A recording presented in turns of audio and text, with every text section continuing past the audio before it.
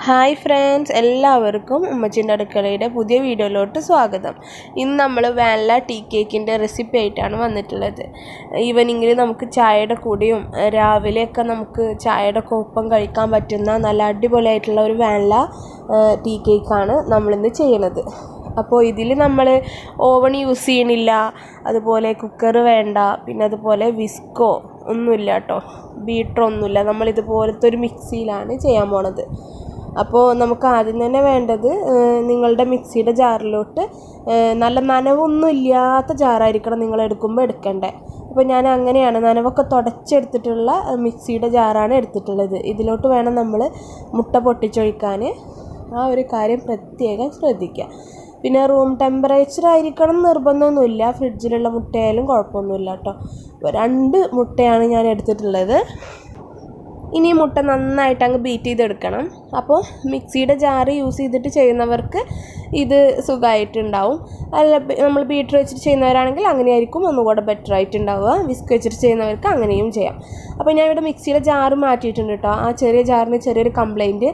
ഇതിലോട്ട് ഞാൻ 1 teaspoon vanilla essence ഒഴിച്ചു കൊടുക്കുകയാണ്. മുട്ടയിലോട്ട് ഡയറക്റ്റ് വാനില എസൻസ് ചേർക്കുമ്പോൾ അതിൻ്റെ മുട്ടയുടെ ആ സ്മെല്ല് മാറാൻ നല്ലൊരു ഗുണകരമാണ്. ഇതിലോട്ട് നമുക്ക് ഏകദേശം ഒരു 3/4 കപ്പിനടുത്ത് പഞ്ചസാര, പൊടിക്കാത്ത പഞ്ചസാര ചേർത്ത് കൊടുക്കാം. പൊടിച്ചതാണെങ്കിൽ നിങ്ങൾ മൈദ എടുക്കുന്ന സെയിം അളവ് ക്വാണ്ടിറ്റി തന്നെ പഞ്ചസാര എടുക്കണം, പൊടിച്ച പഞ്ചസാരയാണെങ്കിൽ കേട്ടോ. അപ്പോൾ പഞ്ചസാര ചേർത്തിട്ട് മുട്ടയും ചേർത്ത് നന്നായിട്ട് ബീറ്റ് ചെയ്തിട്ടുണ്ട്. ഏകദേശം 3/4 കപ്പ് പഞ്ചസാരയാണെന്ന് പറഞ്ഞല്ലോ. അപ്പോൾ നമ്മൾ ഈ പഞ്ചസാര എടുത്ത സെയിം ഗ്ലാസ്സിൽ തന്നെയാണ് മൈദയും എടുക്കുന്നത്. ആ സെയിം ഗ്ലാസ്സിൽ നമുക്ക് 1/4 കപ്പ്, അതായത് 1/4 ഗ്ലാസ് സൺഫ്ലവർ ഓയിലാണ് നമുക്ക് വേണ്ടത്. 1/4 ഗ്ലാസ് എന്ന് പറഞ്ഞാൽ, അല്ലെങ്കിൽ 1/4 കപ്പ് എന്ന് പറഞ്ഞാൽ 4 ടേബിൾ സ്പൂണാണ്. അപ്പോൾ 4 ടേബിൾ സ്പൂൺ അളന്നിട്ട് നമുക്ക് ഓയിൽ ഇതിലോട്ട് ഒഴിച്ചു കൊടുക്കാം.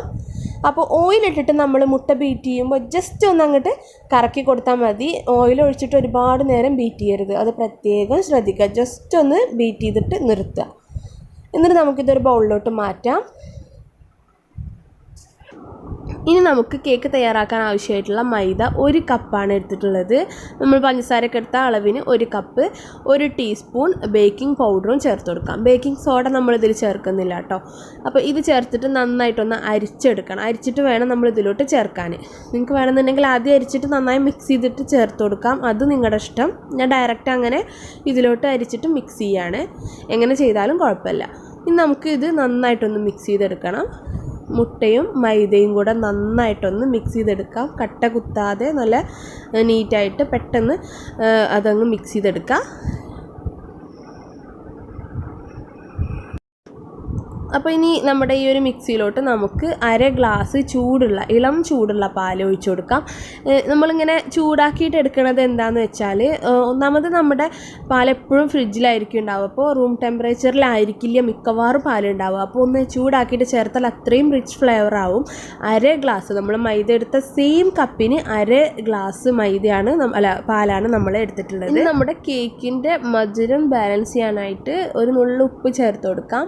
ഒപ്പം തന്നെ 1 ടീസ്പൂൺ വൈറ്റ് വിനീഗർ, അതായത് നമ്മുടെ സുർക്ക ഉണ്ടല്ലോ, അതും ചേർത്ത് കൊടുക്കാം. ഇനി ഡൗട്ട് ഉണ്ടാവരുത് കേട്ടോ, ലെമൺ ജ്യൂസ് പറ്റുമോ?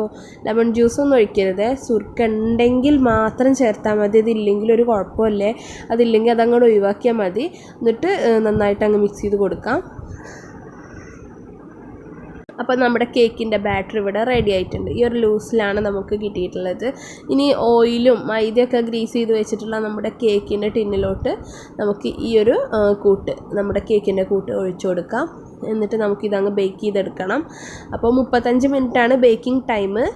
ആദ്യം നമുക്ക് ഒരു 5 മിനിറ്റ് ഹൈ ഫ്ലെയിമിൽ ഇട്ടിട്ട് വേണം 35 മിനിറ്റ് ലോ ഫ്ലെയിമിൽ ഇട്ടിട്ട് ബേക്ക് ചെയ്തെടുക്കാൻ കേട്ടോ. Time correct ശ്രദ്ധിച്ചോളി.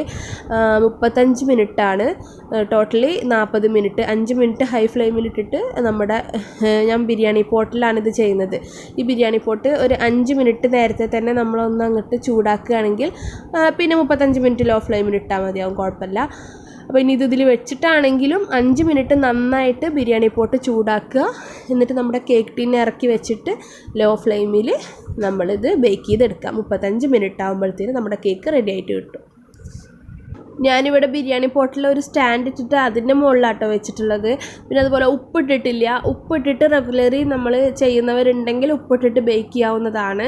പിന്നെ ഇതിൻ്റെ മുകളിലായിട്ട് ഒരു എയറൊക്കെ പോകാതിരിക്കാൻ വേണ്ടിയിട്ട് ഭാരത്തിന് നമുക്ക് എന്തെങ്കിലും വെച്ച് കൊടുക്കാം.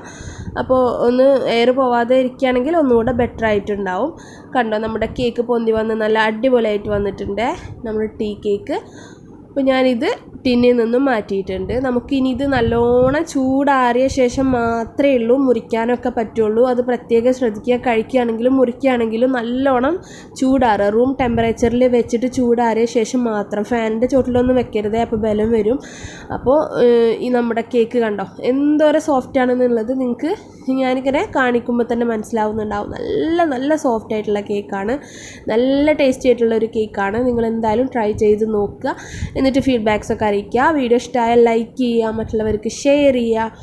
പിന്നെ എൻ്റെ ചാനൽ ഇതുവരെ സബ്സ്ക്രൈബ് ചെയ്യാത്തവർ സബ്സ്ക്രൈബ് ചെയ്തിട്ട് ബെല്ലൈക്കൺ അമർത്തുക. അപ്പോൾ നമുക്ക് ഇൻഷാ അല്ലാഹ് അടുത്ത വീഡിയോയിൽ കാണാം. താങ്ക്